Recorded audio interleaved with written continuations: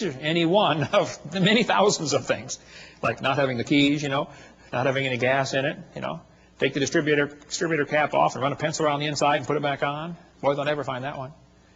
Take the spark plug wire off, put a doorbell wire in there, shove it back down, feed the doorbell wire through the firewall, and weave it through the fabric of the front seat.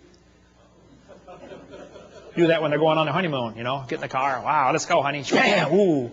Whoa, what was that? Okay. There's 1,000 things that make your car quit running.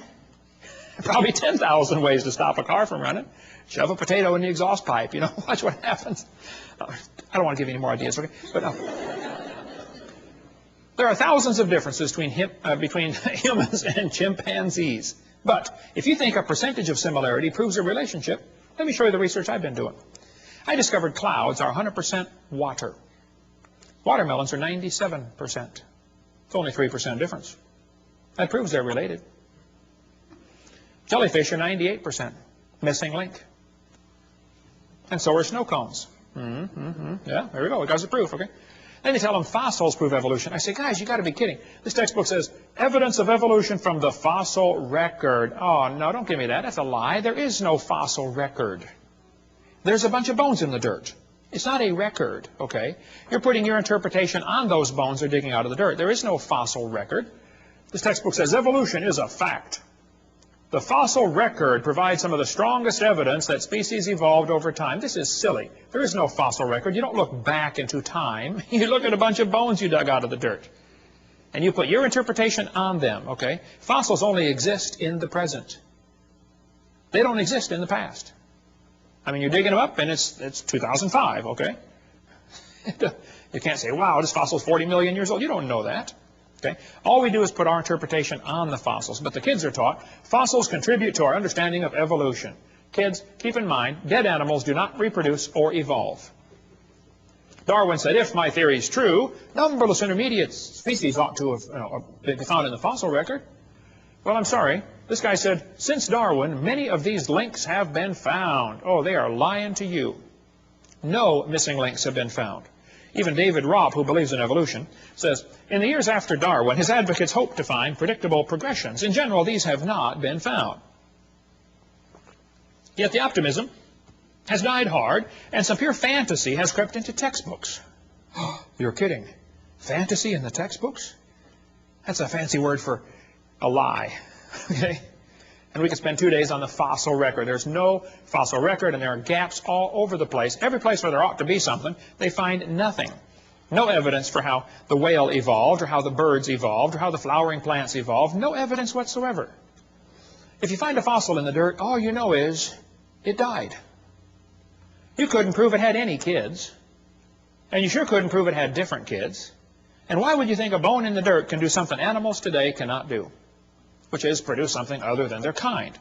Luther Sunderland wrote to major evolutionists all over and said, hey, where's the evidence for evolution? They wrote back and said, we don't have it, somebody else has it. He wrote to Colin Patterson because Patterson has access to the largest fossil collection in the world. British Museum of Natural History. Nobody's got more fossils than them. Patterson wrote a book about evolution, but he didn't show any missing links. So Sunderland wrote him a letter and said, excuse me, why didn't you show the missing links in your book? I'd like to see a picture of the missing link. Patterson wrote back and said, I fully agree with your comments on the lack of evolutionary transitions in my book. If I knew of any, fossil or living, I would certainly have included them. I will lay it on the line. There is not one such fossil. There are no missing links. The whole chain is missing. It's not a link they're looking for, folks. Even Stephen Gould said the absence of fossil evidence is a nagging problem for evolution. Yeah, it sure is. Stephen Gould died with a set of my videos on his shelf in his library. I hope he watched them. I donated them to him years ago, way before he died. Hopefully he watched them and got saved. I don't know. So Niles Eldridge and Stephen Gould have kind of resurrected the punctuated equilibria idea that came actually from Richard Goldschmidt. Goldschmidt said, the first bird hatched from a reptilian egg. They got so frustrated looking for missing links, they couldn't find any. They said, well, this just proves evolution happened quickly.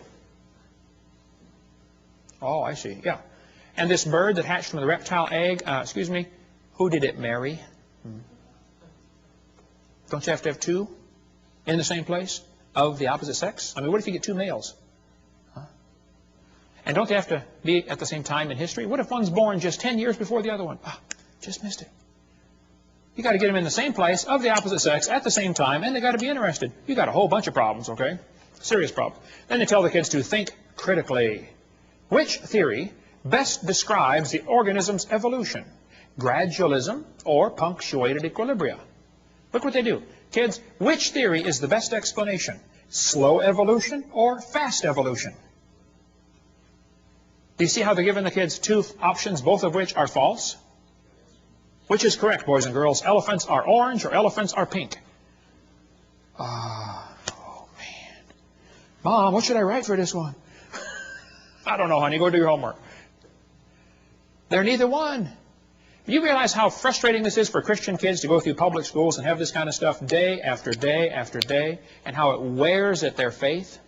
And they finally just start giving the evolution answers. And 75% of the kids from Christian homes are being destroyed and losing their faith going through these public schools. That's not thinking critically. This textbook says, which is correct, boys and girls? Did evolution happen gradually or in short leaps and punctuated equilibria? They give them two options. Evolution happened slowly or evolution happened quickly. These guys are not capable of thinking outside the box. It didn't happen at all. Is that an option? But I guarantee if a kid puts "it didn't happen at all" on his test question, the teacher's going to count it wrong. I debated Dr. Pigliucci from Knoxville, Tennessee, UT Knoxville. I said, Dr. Pigliucci, you've studied and taught evolution of plants for 10 years. You've received $650,000 in grant money to study the evolution of plants. What's the best evidence you know of for evolution? That was my question. His answer was, the evolution of whales. I said, just exactly what kind of plant is a whale anyway? Yeah. He said, the hippo is evidence for evolution because it's in the process of adapting to an aquatic way of life. Hippo's proof for evolution because it likes to go in the water. Wow, I like to go in the water too. What does that mean? Evolution's a shell game. Everybody thinks that somebody else has the evidence. The biologist says, oh, we don't have it. The geologist has it. The geologist says, oh, we don't have it. The anthropologist has it. It's a shell game with one major difference. You know how they put the P down there and try to get you confused, you know, which one has the P? The difference is there's no P under any of them. Nobody has the evidence. Nobody. They're all lying. They say, what about horse evolution? Yes, boys and girls, you see this? The four-toed horse evolved to the one-toed horse. That's a lie, proven wrong 55 years ago. The hyrax is the so-called four-toed horse. They're still alive today in Africa and Turkey. There's still a little bitty critter. There's one right there, a hyrax. They don't tell you the early horse had 18 pairs of ribs. The next one had 15. These animals are not even related. They just picked some bones and put them in order they wanted them. The next one had 19 and then back to 18. This horse evolution theory was proven wrong a long time ago. There's a whole variety of horses today, by the way, big ones and little ones. But back in 1950, G.G. Simpson, a famous evolutionist, said this horse evolution was unintentionally falsified. It's not true. The evolution of the horse was all wrong. It never happened in nature. Horse evolution has not held up under close examination. The whole idea was made up by Othniel Marsh back in 1874. He picked animals from all over the world and put them in order the way he wanted it to happen. He never found them in that order, okay? Modern horses are found in the same layers as the so-called ancient horse.